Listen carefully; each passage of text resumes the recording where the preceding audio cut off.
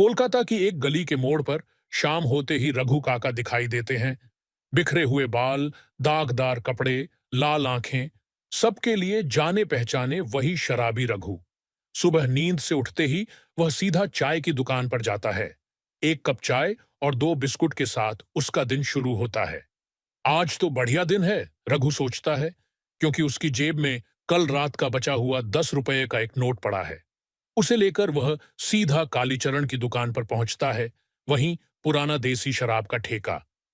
कालीदा, जरा पिलाओ तो, रघु हंसकर कहता है। कालीचरण भी उसका पुराना ग्राहक है। एक गिलास भरकर उसकी ओर बढ़ा देता है। रघु एक ही घूंट में उसे खत्म कर देता है।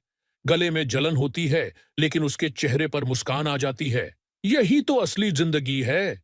इसके बाद रघु की अजीब सी यात्रा शुरू होती है। दोपहर में वह कभी-कभी एक सस्ते भोजनालय में जाता है। पांता भात, बासी चावल, आलू भरता और थोड़ी दाल लेकर खाने बैठता है। आसपास के लोग उसे देखकर फुसफुसाते हैं। कभी इस आदमी के पास बहुत पैसा हुआ करता था। शाम को वह फिर चाय की दुकान पर जाकर बैठता है। कभी पुरानी कहानियां सुनाता है, तो कभी गली के लड़कों को सलाह देता है। बेटा, पढ़ाई करो, मेरी तरह मत बनो। लोग हंस पड़ते हैं, क्योंकि 5 मिनट बाद वह खुद भूल जाता है कि उसने क्या कहा था। रात होते ही फिर शराब के ठेके की ओर रुख करता है। आज जेब खाली है, तो उधार मांगने की कोशिश करता है। कालिदा, एक दिन न पीऊं तो चलेगा क्या? थोड़ा अनुरोध, थोड़ी मुस्कान। कालीचरण उसकी हालत देखकर एक पैग बढ़ा देता है।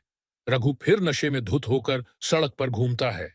कभी गुनगुनाता है, कभी राहगीरों को पकड़कर बातें करने लगता है। कोई चिढ़ जाता है, तो कोई उसका मजाक उड़ाता है।